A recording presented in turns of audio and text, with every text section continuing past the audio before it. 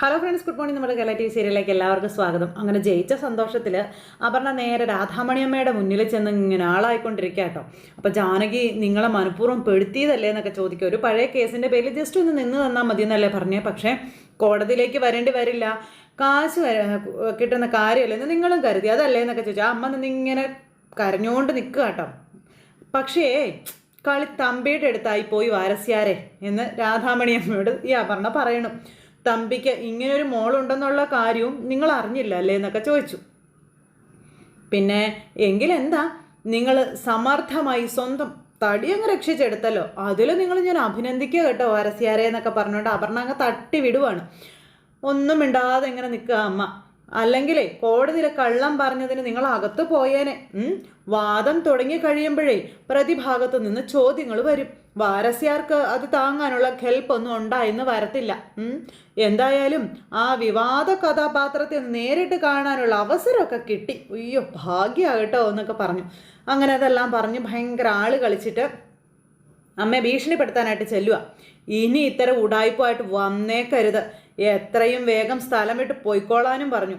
എൻ്റെ അച്ഛൻ്റെ മുന്നിലെങ്ങാനും നിങ്ങൾ ചെന്ന് പെട്ടാലേ ജീവൻ പോലും ബാക്കി ഉണ്ടാവില്ല എന്നും രാധാമണിയമ്മയോട് അപർണ പറഞ്ഞു നിർത്തുന്നിടത്ത് രാധാമണിയമ്മ അപർണയെ ഒരു നോട്ടം അങ്ങ് നോക്കി കേട്ടോ.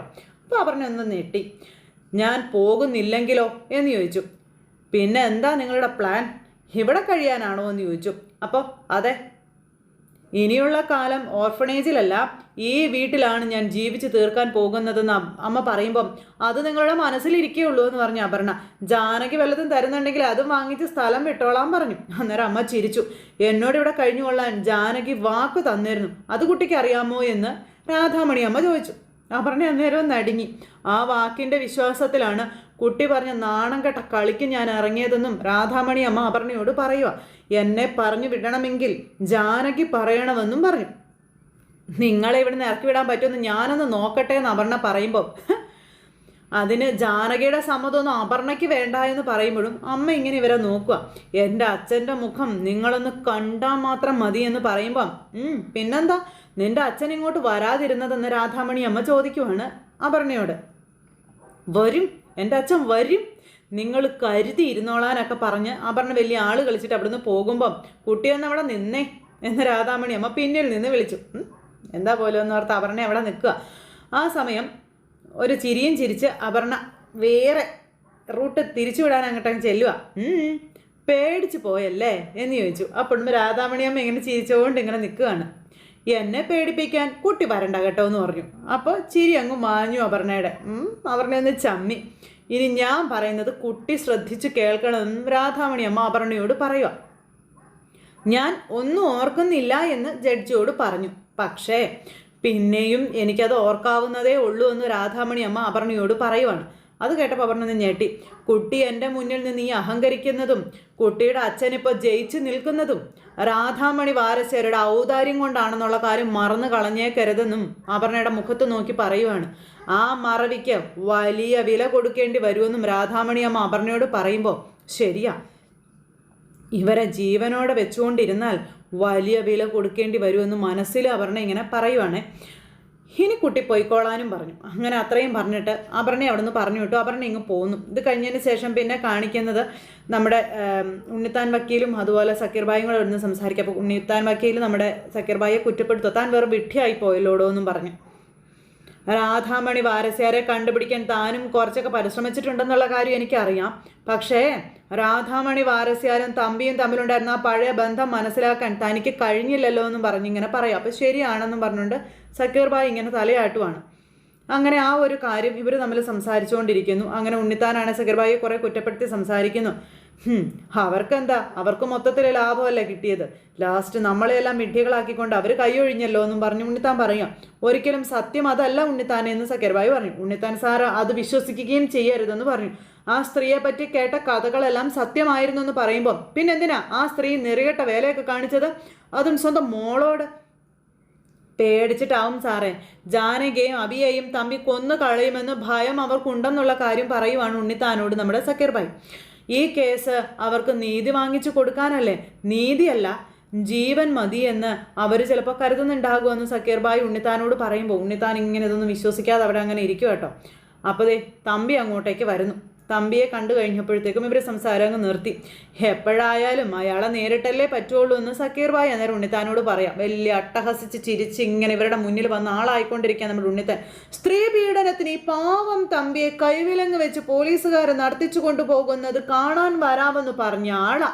തിരിഞ്ഞൊന്ന് നോക്കിയത് പോലും ഇല്ലല്ലോ, കള്ളൻ എന്നൊക്കെ പറഞ്ഞിട്ട് തമ്പി ഉണ്ണിത്താനെ കളിയാക്കാട്ടോ. എടാ, പോലീസുകാരുടെ കൂടെ വിലങ്ങ് വെച്ച് നടക്കുന്നവരുടെ കൂട്ടത്തിൽ ഞാൻ ചുറ്റും നോക്കിയായിരുന്നു ഉണ്ണിത്താൻ വക്കീൽ വന്നിട്ടുണ്ടോ എന്ന്. തമ്പിക്ക് വലിയൊരു സങ്കടമായി പോകട്ടോ എന്നൊക്കെ പറഞ്ഞ് ഉണ്ണിത്താനെ കളിയാക്കിക്കൊണ്ടേ ഇരിക്കുക. ഇവരൊന്നും മിണ്ടുന്നില്ല. എടാ ഉണ്ണിത്താനെ, എന്താടോ ഞാൻ പറഞ്ഞത്? എടാ നെറ്റിപ്പട്ടം കേട്ട ഗജവീരനെ പോലെ തമ്പി ഇങ്ങനെ വന്ന് തൻ്റെ മുന്നിൽ നിൽക്കുമെന്ന് പറഞ്ഞില്ലായിരുന്നു എന്ന് ചോദിച്ചു.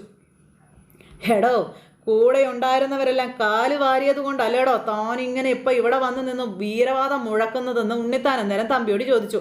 അവർ സത്യം വിളിച്ച് പറഞ്ഞിരുന്നെങ്കിലേ താനിപ്പോൾ ലോക്കപ്പിൽ കിടന്നേനെന്നും പറഞ്ഞു. അല്ലെന്ന് പറയാൻ തനിക്ക് തൻ്റെ ഇടയ്ക്ക് പറയടോ എന്ന് പറഞ്ഞു. രാധാമണി വാരസരെ ഞാൻ കോടതിയിൽ ഒന്നുകൂടെ കൊണ്ടുവരാമെന്ന് ഉണ്ണിത്താൻ പറയുമ്പോൾ, മോള് തോറ്റ് തുന്നം പാടിയില്ലടോ, ഇനി താൻ അവളെ കൊണ്ടുവാ.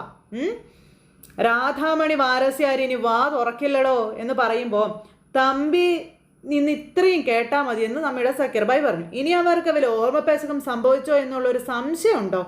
ആഹാ, തമ്പി അവരെ നന്നായി പേടിപ്പിച്ചു എന്ന് എപ്പം എനിക്ക് ബോധ്യമായെന്ന് സക്കീർ ഭായ് പറയുമ്പോൾ, എടോ എനിക്കതിന് കഴിഞ്ഞിട്ടുണ്ടെങ്കിൽ അതെൻ്റെ മിടുക്കാണെന്ന് ഉണ്ണിത്താൻ്റെയും സക്കീർ ഭായിയുടെയും മുന്നിൽ നിന്ന് ഇങ്ങനെ വലിയ കാര്യമായിട്ട് പറയുക നമ്മുടെ തമ്പി. അപ്പം നിങ്ങളും കള്ളസാക്ഷികളെ ഇറക്കി കേസ് ചെയ്യിപ്പിക്കാറല്ലേ, അപ്പോൾ അത് നിങ്ങൾ വിജയമായി അംഗീകരിക്കാറുമില്ലേ എന്ന് ഉണ്ണിത്താൻ ചോദിച്ചു. അന്നേരം ഉണ്ണിത്താനോട് തമ്പി ചോദിച്ചു. അപ്പോൾ ഇത് താനൊരു വിജയമായിട്ടൊന്നും കരുതണ്ടെന്നും രാധാമണി വാരസാര് തനിക്ക് തന്നൊരു താക്കീത് മാത്രമാണിത്, അതുകൊണ്ട് ഇനി അങ്ങോട്ട് അടങ്ങി ഒതുങ്ങി ജീവിച്ചില്ലെങ്കിൽ തമ്പിക്ക് പണി കിട്ടുമെന്ന് ഉണ്ണിത്താൻ പറഞ്ഞു.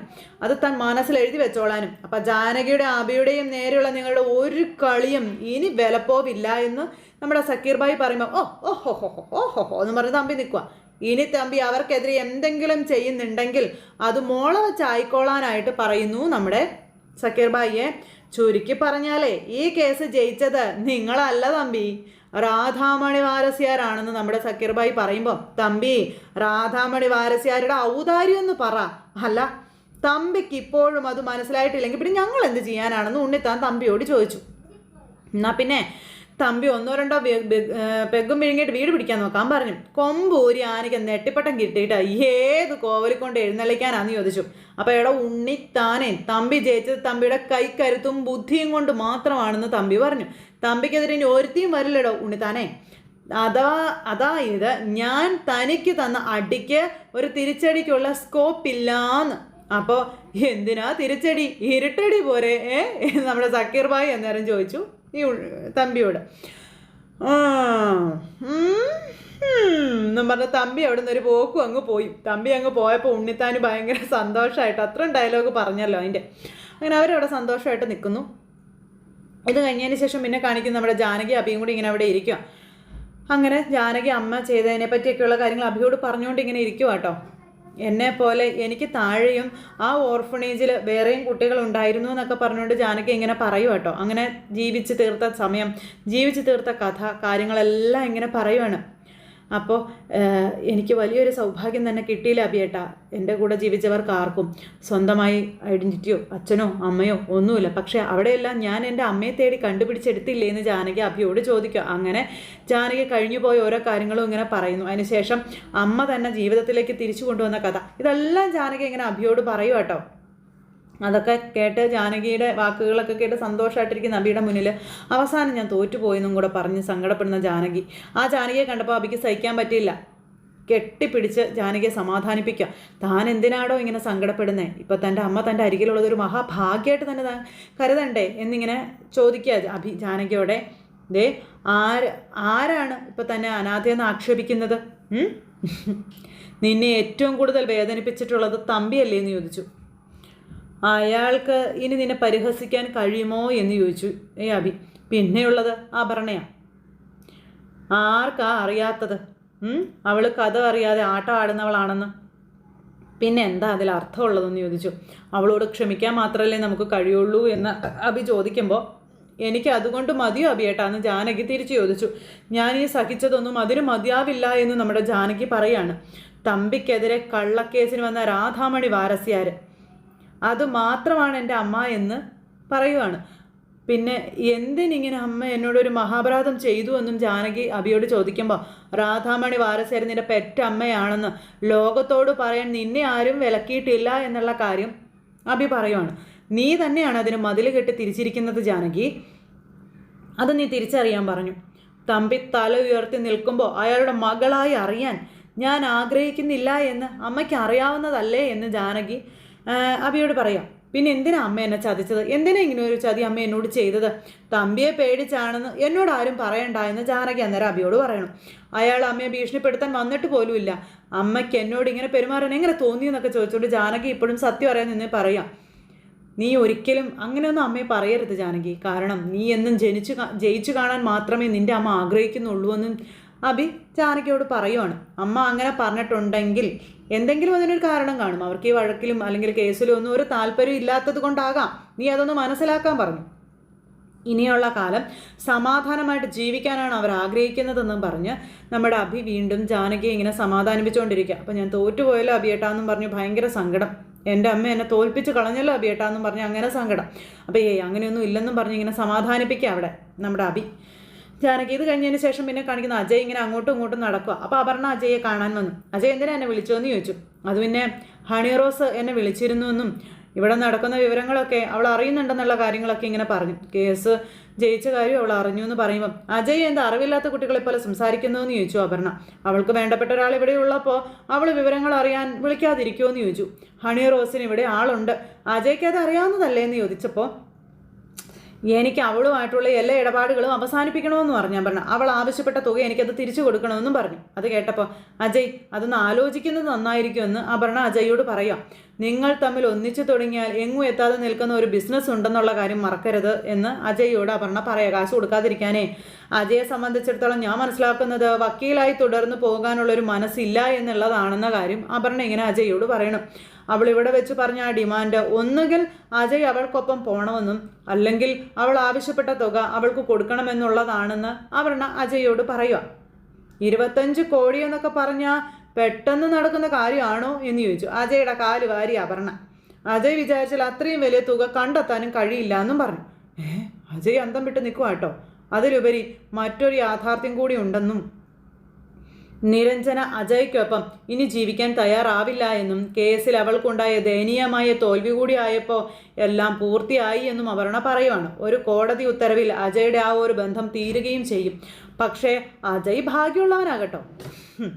ഹണി റോസ് ക്ഷണിക്കുന്നത് വലിയൊരു ബിസിനസ് ലോകത്തേക്കാണെന്നൊക്കെ പറഞ്ഞ് ഈ ബിസിനസ് സ്വപ്നം സാക്ഷാത്കരിക്കാൻ അജയ് എന്തൊക്കെ ചെയ്തു എന്ന് അപർണ ചോദിച്ചു. എല്ലാവരെയും ശത്രുക്കളാക്കുകയല്ലേ ചെയ്തത്, ഇപ്പം എന്താ അജയ് പിന്നോട്ട് വലിയുന്നതെന്നൊക്കെ ചോദിച്ചപ്പോൾ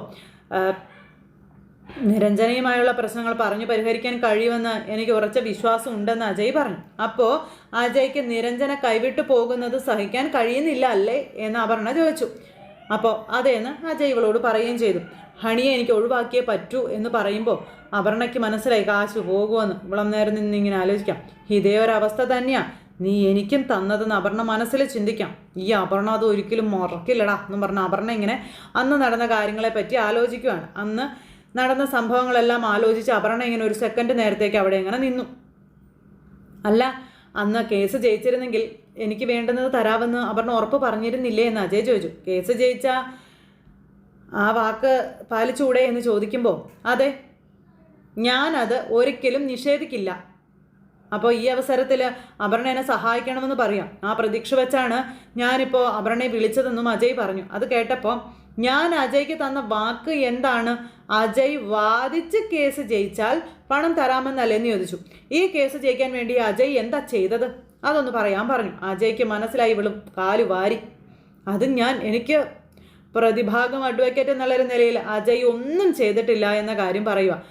പിന്നെ അവരുടെ സാക്ഷികളെ സ്വാധീനിക്കാനോ കണ്ടെത്താൻ പോലും അജയ് ശ്രമിച്ചിട്ടുമില്ല എന്ന് പറഞ്ഞു. ആ സത്യങ്ങളൊക്കെ വൈകിയാണ് ഞാൻ അറിഞ്ഞത്. നിരഞ്ജനയ്ക്ക് വേണ്ടി തോറ്റു കൊടുക്കാനാണ് അജയ് ലക്ഷ്യം വെക്കുന്നത് എന്നുള്ളൊരു സത്യം എന്ന് പറയുമ്പോൾ മൊത്തത്തിൽ അജയ് മുങ്ങി. ഇപ്പം നിരഞ്ജനെ വിട്ടുകളയാൻ കഴിയില്ല എന്ന് അജയ് പറഞ്ഞതോടെ ആ സത്യം പരമസത്യമായി മാറിയെന്ന് പറഞ്ഞു. അത് ഒരിക്കലും അങ്ങനെ സംഭവിച്ചിട്ടില്ല. അപർണ വെറുതെ തെറ്റിദ്ധാരണ വെച്ച് സംസാരിക്കരുതെന്ന് പറഞ്ഞു അജയ്. അപ്പോൾ അജയുടെ മിടുക്കൊണ്ടാണോ എൻ്റെ അച്ഛൻ രക്ഷപ്പെട്ടത്? ആണോ?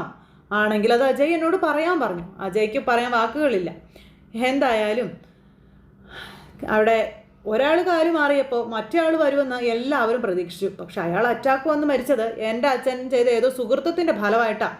അവസാന അടവായി അവർ രാധാമണി വാരസ്യാരെ തന്നെ കൊണ്ടുവന്നു. അവിടെയും എൻ്റെ അച്ഛൻ്റെ ആ ഒരു സമയം കൊണ്ടാണ് ഒന്നും നടക്കാതെ പോയത്. നിരഞ്ജനയുടെ പ്രീതി പിടിച്ചു പറ്റാൻ ഞങ്ങളുടെ നീക്കങ്ങൾ അമലിനെ ധരിപ്പിച്ചു അല്ലേന്ന് ചോദിച്ചപ്പം അപർണ ചുമ്മാ ആവശ്യമില്ലാത്തത് പറയരുതെന്നും പറഞ്ഞുകൊണ്ട് ഇങ്ങനെ അജയ് പറയുന്നു. ഇവളാണെങ്കിൽ തലയൂരാൻ വേണ്ടി ഓരോന്ന് പറഞ്ഞുണ്ടാക്കിക്കൊണ്ടിരിക്കുന്നത് കേട്ടുകൊണ്ട് കൈ കൊട്ടിക്കൊണ്ട് നമ്മുടെ അമല രംഗത്തേക്ക് വന്നില്ല. ഇവളാകെ ചൂളിപ്പോയി, തീർന്നു പോയി. അപ്പോൾ അങ്ങനെ ഒരു സിറ്റുവേഷനും കാര്യങ്ങളും കാണിച്ചുകൊണ്ടാണ് ഇന്നത്തെ നമ്മുടെ കഥ അവസാനിച്ചത്. എന്തായാലും കാത്തിരുന്ന് കാണാട്ടോ ഇനി അങ്ങോട്ടുള്ള ആ ഒരു അടിപൊളി വിശേഷങ്ങൾ. അപ്പോൾ ആരും തന്നെ മിസ് ചെയ്ത് കളയരുത്. എല്ലാവർക്കും നല്ലൊരു ദിവസം ആശംസിക്കുന്നു. നന്ദി.